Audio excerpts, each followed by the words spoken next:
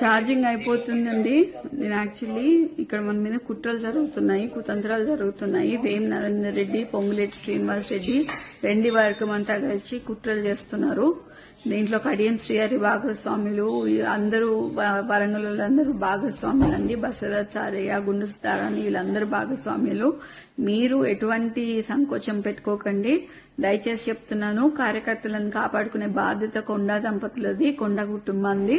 ఎప్పుడు మేము కార్యకర్తల వెనకాల ఉంటాము. మాకు పదవులు శాశ్వతం కాదు, పైసలు శాశ్వతం కాదు. మేము నిబద్ధతతో పనిచేస్తాము, కార్యకర్తలకి వెనకాలండి చేస్తాము. మీరు దయచేసి మీ మనోధైర్యాన్ని కోల్పోకుండా మాకు మనోధైర్యాన్ని ఇవ్వాలని మనస్ఫూర్తిగా కోరుకుంటున్నాను.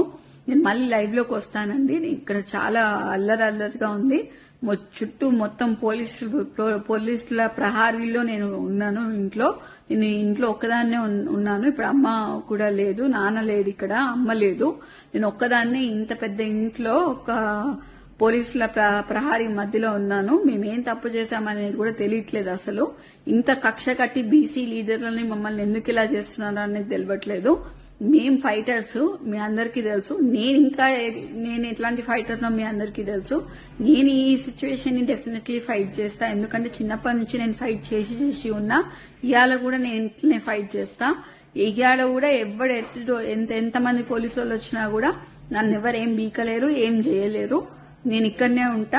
ఎవరైనా నన్ను తీసుకపోతే మాత్రం మీరు దయచేసి దాన్ని ఖండించాలని, తీవ్రంగా ఖండించాలని నేను కోరుకుంటున్నా. తప్పితే ఇంకా అట్లాంటిది ఏం లేదు.